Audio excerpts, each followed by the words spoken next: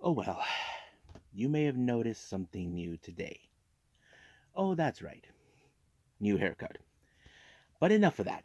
Today we're going to be reviewing the latest MLW show, Wrestling Underground Wrestling with War Chambers, and of course, AEW Dynamite. And we got a couple of news updates to tell what's been going on in the world of pro wrestling. So, let's get ready for another episode of the Deleted Wrestle Zone.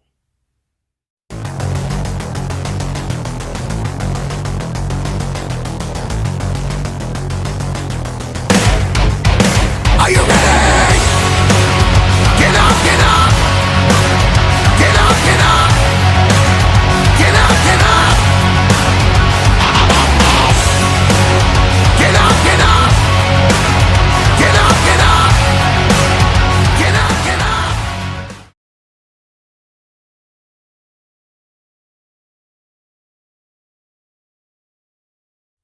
Welcome everybody to the Deleted Wrestle Zone, all things that is pro wrestling with AEW, NXT, New Japan Pro Wrestling, Impact Wrestling, the National Wrestling Alliance, various promotions, wrestlers, matches, and championships. I am your host, J Rod here. So, let's begin with MLW Wrestling Underground. We have War Chambers, which is their version of War Games. So, before we get to that, certain things have taken place. As you know, we got Battle Riot coming up real soon. Davey Boy Smith Jr. Picked up the number on his ball. He did not reveal, but he feels like he doesn't need to do because it doesn't matter. Now, speaking of Davey Boy Smith Jr., as you know, recently last year, Alex Kane stole the Opera Cup, claiming that he has the right for a MLW World Heavyweight Championship, but that wasn't true because he believes that he runs the whole thing. He desecrated it by saying that he runs the entire thing. But now that the cup is back to where it rightfully belongs, not only to the Hart family, but to MLW, and the top officials made the decision. The Bumaye Fight Club are banned from ever participating in the Opera Cup. So tough love on that. Now, our match during the War Chambers, we have, of course, from the calling, consistent of Ricky Shane Page, or as we call him, RSP, Akira, Delirious, and Dr. Cromwell, while Raven is sitting by the stage area.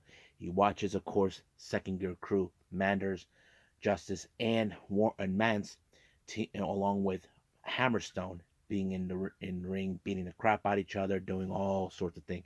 But at some point, Alex Hammerstone got injured, so he was pulled out as much as possible to get examined. But it became a 4-on-3 handicap match. Now, I know the Second Gear Crew. If you guys ever seen them, these guys, they don't care about the odds. All they care about is all about fighting and drinking beer, baby. That's always been who they are. But however, in this case, it wasn't enough until Ricky Shane Page applied a DDT onto Justice, giving the Colin the win. But however, there's now been growing concerns over the situation with well-being of Alex Hammerstone. So basically, we don't know. Now, before we proceed on that matter, Delmi Exo, who apparently has her sights set on the MLW Women's Featherweight title. The MLW news crew tried to get comments from Tail Valkyrie. What does she think about what Delmi Exo says? Well, she refuses to say anything whatsoever. Now, Court Bauer actually gave an update saying things are not good. They are going to take Hammerstone to the hospital, but the obvious question is, what does the future uh, is at stake for the MLW World Heavyweight? So he doesn't know, but he seems like he is not too keen on, how do I say, much like people said about interim championships, which is a load of crap in some capacity. So he's not too keen on doing that matter, but he is going to wait until what the official is. Is Hammerstone going to be gone for a long while? Does that mean that he has to vacate the title? But of course, that no good for nothing Alex Kane is demanding that Court hands over the belt to him. Now, Court has dealt with Kane so many occasions trying to get the Opera Cup tournament. Then, of course, Davey Boy Smith shows up on tried to protect what Court Bauer's trying to do, but of course, Kane did not care. He wants that title so badly. despite the fact that he's being overlooked or ignored. But of course, there was a brawl in the back. Looks like Battle Riot showed up way too early than expected. So we'll see what happens with Hammerstone. So I think that's pretty much it with MLW. I believe it's time for AEW Dynamite.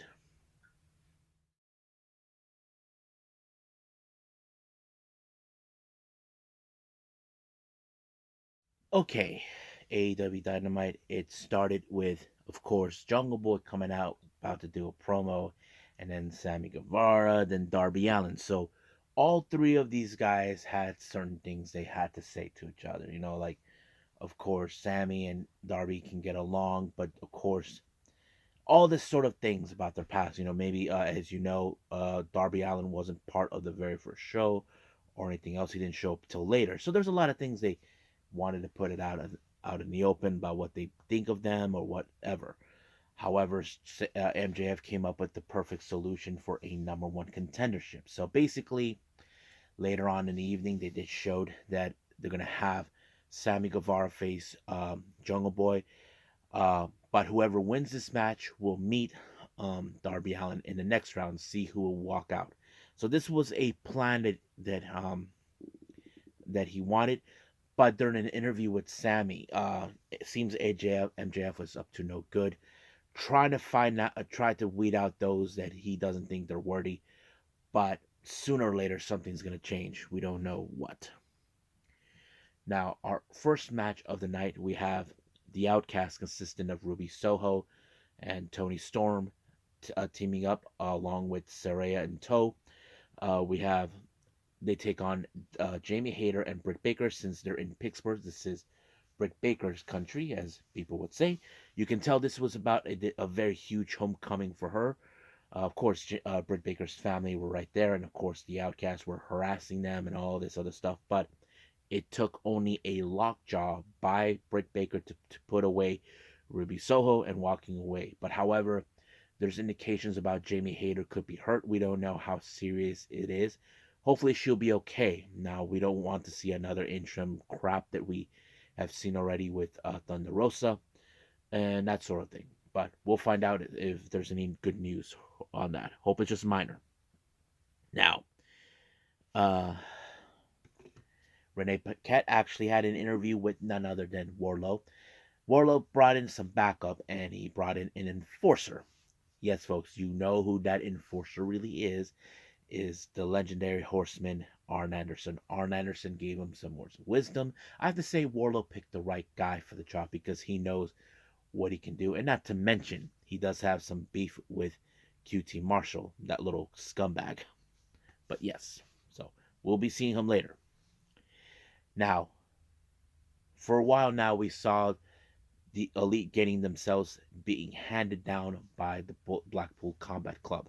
So basically, they wanted to settle things down man to man, but of course, the Blackpool Combat Club did not want that, so they were decimating each other until once again Brian Danielson saying that trying to settle this is a bunch of amateurs. Don Callis tried to help, but he ran back to the backstage. He called out Konosuke Takeshita. He did defend the Elite, but he tried to stop Brian Danielson from hurting Kenny Omega, but Wheeler Yuta got, of course, Blue Thunder Bomb and the V Trigger. Apparently, the Elite has a brand new ally, and that is, of course, Konosuke Takeshita. So this is going to be interesting to see. Now, we have our TNT title. We have Wardlow taking on Powerhouse Hobbs. Now, if you guys remember, QT got involved in this match, ensuring that the match goes in favor to Powerhouse Hobbs. They even broke into his house. Good thing Aaron Solo wasn't there because he got powerbombed by Wardlow through a table, and it was pretty good. But however, I knew that sleazeball QT would get involved, but Arn Anderson showed up, pulled out his Glock, and started shooting. Then he walked away. But not until Penta got a revenge for what QT did to Alex Brahamontes, that was pretty cool. But however, Powerhouse Hobbs got himself in the Symphony Powerbomb by Wardlow. Wardlow regained the title. He is now the brand new brand new, and I think he is 3-time TNT champion. But however, the party was interrupted by the arrival of Christian Cage and Luchasaurus. So now it appears what is Christian Cage and Luchasaurus' agenda. They have their sights set on the TNT title. So we'll see what happens next week. I'm sure we will get answers from that soon enough. Now, we have Komander. If you guys know, he is an amazing luchador who made his way all the way from Chaos, Lucha Libre promotion. He faces Jay White, who will be making his official AEW debut with Drew Robinson in tow. I thought this match was a pretty good way to introduce Jay White more as part of AEW. But of course, the X factor is Juice Robinson getting involved. But what we saw 10. That's right. Sean Spears doing that little whole thing with the Olympics with the numbers 5, 10, that sort of thing. But it did drive every Juice and Jay White nuts. But unfortunately, Komander ended up on the wrong side of the Blade Runner by Jay White giving the match. But Juice Robinson decided to pick a fight with Sean Spears, and then luckily Ricky Starks shows up, who still has forgotten what Jay White did to him out of their own expense. But I'm sure Juice Robinson thought that this whole thing was over with them. It is not. So I would say that this is going to be an interesting feud between them. Now, our next match, apparently the JSA set up a new stipulation. If they beat the Acclaim has no other choice but to of course, join the JSA. But of course, it did not go exactly in that fashion. Daddy Ass broke Angelo Parker's comb knife, making him sad. But he got, of course, mic drop by Caster. 1, 2, 3. We don't have to deal with it. Now, I accidentally skip ahead on a few things. FTR were informed that Mark Briscoe was attacked, and of course they Jay Lethal, Jeff Jarrett, Singh, and Sanjay, they seem like they're more concerned about Mark than FTR. Like, say that this is not their concern. The Briscoes and FTR do have some mutual respect for each other as the best tag team. But we'll see how this whole thing between them is going to go. Now, Chris Jericho goes into a face-to-face confrontation with Adam Cole. Adam Cole even revealed that, he idolized him for many years, which of course is flattered, but Adam Cole questioned, who is this Jericho right now? That he is a jagoff and all this, So that kind of sets off in a good feud. I don't think we ever seen this feud between both. Now, this happened because, if you guys remember, Chris Jericho was not too pleased with the whole thing, how Daniel Garcia lost to Adam Cole. And then, of course, Adam Cole got in the way, interrupting the parade of Chris Jericho when he beat Keith Lee, that sort of thing. But, however, there became a brawl between Adam and Jericho. And then Garcia shows up to give the helping hand. And then Britt Baker bitch slapped Jericho right in the face without even realizing. Behind her, all 3 members of the Outcasts showed up. But Jericho was about to whack Adam Cole with the kendo stick, but he had a better idea. He had the Outcast to beat up Britt Baker right in front of Adam Cole while he's handcuffed, making him helpless. But there's going to be hell to pay for this. So sooner or later, Jericho is going to have to answer it. And I know this match was going to be good between them. We just don't know when or where. But if I have to guess, this could take place at Double or Nothing. So what do you guys think? Should this match between Jericho and Adam Cole take place in Double or Nothing? I say yes. Now, our main event, whoever walks out will face Darby Allin next week or so. Is Sammy Guevara and Jungle Boy. Man, this match was a killer. These guys have never met before in the ring. I know they come across each other, but I thought this match was incredible. I thought it was amazing. But however, MJF got involved. He does not want Jungle Boy, so he decided to make sure Jungle Boy stays outside, but he lost with a countout, giving the door clear. But who is watching this match? That is none other than Darby Allin. So this is exactly what Darby Allin's saying, that he cannot win a match without help. I mean, people have they say Darby Allin did spoke about he can do nothing all by himself. So we'll see how that goes the next when Sammy faces Darby Allin, and we'll move on from there. I think that's pretty much it what we have with AEW Dynamite. Let's move on with some news updates.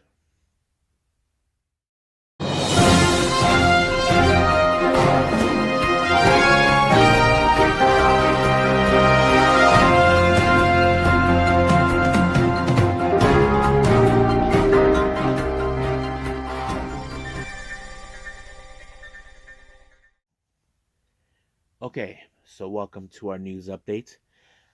We have for GCW two things. First, a match for the Into the Light that will take place on the 21st of April. It's going to feature Blake Christian taking on Mike Jackson. This is going to be a very interesting match, but I hope that Blake Christian doesn't do his worst that he always does. Next up, we got Scene of a Crime that takes place on the 22nd. Los Macizos will be in action taking on a group I never heard of called Culture Incorporated. Don't know much about them. All girl group show Evolution, which is produced by, of course, Suwama and Shuji Ishikawa, has announced that there's going to be another Evolution show with the Yoshi wrestlers on the the 5th of May at Shinkiba, and they already announced what matches will take place. Chi Chi will be in the match against Mayuhiki. Sunny will be in a match against Mei Shiruga, and then finally Zones against Lady Destroyer Hiroyo Matsumoto. I think that's going to be a good one. Interesting news. Court Bauer has announced that Richard Holliday is now officially a free agent, so he is no longer with the promotion. So, as you know, we know that Richard Holliday has recently been and had cancer or sort, and he's fighting back. But he had something to say. This is what he says now. Richard Holliday confirmed it on Twitter. He says, "I can confirm. I would like to thank Court Bauer and the entire team / locker room at MLW. A tremendous experience for me, lasting already nearly 5 years. My first match was a dark match. My last match was a main event. Thankful for everything in between." So he's now no longer with the promotion, but he is grateful that he got the opportunity. So where he lands is still unknown, but we will see where that takes us. Now, Tony Khan has talked on Busted Open Radio about Thunder Rosa. We still don't know the indication when she'll be back, but she has says that Thunder Rosa has tried to apologize, made amends with the entire locker room. But he's fully aware that Britt Baker and Thunder Rosa do not get along, and they don't think they're going to be buddies anytime soon. Which, of course, we know. We know that there's been talk about, if you guys remember in the All Access, Britt Baker thinks that Thunder Rosa is not the final piece of the puzzle. But we'll see what goes. There's still no indication when she'll be back, but we know she has appeared as Spanish commentator recently. Well, we'll see. Kota Ibushi once again has spoken to Dark Pure Russo Fusion, which is a Twitter page that keeps updates on what he said. So he said that he's been in contact with Kenny Omega and hopes to talk with Tony Khan soon. So this is what he had to say. Recently, Kenny and I have been talking about things other than games. For example, are your knees okay or your shoulders okay? I hope we hope. Also, I hope to be in contact with Tony soon. So basically, Kota Ibushi is interested in going to AEW. Hopefully, I would like to see Kenny and Kota Ibushi reunite the Golden Lovers tag team, which is going to be fun. I still got my shirt. I'm sure I'll probably have to get a new one sooner. So we'll find out. Deadlock Pro Wrestling has announced for their upcoming event on the 21st of May for No Pressure. We're going to have Calvin Tankman be in action taking on Bo Jackson. Interesting developments coming in with two DDT Pro Wrestling stars. One is Mao and the other is Yoshihiko. Now, if you guys saw what happened at the GCW event where DDT, where Mao and Yoshihiko faced off, that he said this recently. people are confused about what they saw. But Mao said this: let's do a Mao versus Yoshihiko World Tour and makes lots of money. Now, have you guys ever seen Yoshihiko? He's that doll that people say, "What the hell is this?" That is a good show to watch. Trust me. Don't know when this World Tour will take place, but it's gonna be fun. Uh, let's see. Best friends have recently talked about they still have some unfinished business with, of course, with Got to Move and Choco Pro. They haven't reached the New Horizons yet. Of course, fans in AEW are giving them the warm welcome since they've been appearing there. But finally, they said that the next destination they want to go is Balinaki's home country of India. So we don't know when that will take place, but that's going to be interesting to watch. Now, speaking of AEW, this was happened right after I reviewed the Dynamite show. Komander has been now officially all elite. This was very interesting. Now we know that WWE does have had interest in Komander. Is still no details on what are the terms of his contract. I'm sure that with his contract they would allow him to go back and forth to Mexico since he is part of the Chaos Lucha Libre promotion. So we'll see about that. Now, for those who are going to be watching this Sunday for the Stardom All Star Grand Queendom, they announced for an English commentating. So we know that Chris Charlton will be Mundum, but however, they did announce that Sonny Gutierrez will be involved. I'm sure this Sonny is the same guy who does the English Twitter page, and also they announced Momo Kogo will be there too. Now, if you guys have been aware, Momo Kogo does speak English too. We do, so that sort of thing is. And then finally, if you guys remember, Saori Anou announced that she injured herself, but she did mention that there was no problems with her abnormally, like anything serious. But now it's been announced that she's medically clear. She can compete at Oz Academy and at the All Star Grand Queendom. So that's going to be interesting to see. I'm sure she's booked. From what I understanding, she is double booked for those two shows on the same day. So we'll see how they plan that. And I think that's pretty much it for our news updates. So let's just call it a day. So I hope everybody enjoys this episode. Coming up, we got Impact Wrestling. We are now entering the Fallout after Rebellion. We're gonna see how things are gonna be now with Steve Macklin as the brand new Impact Wrestling World Champion, and of course Deonna Purrazzo as our Knockouts champion. But we'll see how that plays out when we get there. And of course, we have more on Ring of Honor and that sort of stuff. And if anything else, I haven't decided there's going to be any. I still haven't catched up with the GCW collective stuff yet. I'll get to that as soon as possible. But for now, I'll end it right here, and I'll see you guys in the next DWZ time. Same DWZ channel. I must bid all of you adieu. So, goodbye. Mwah. And have a nice day.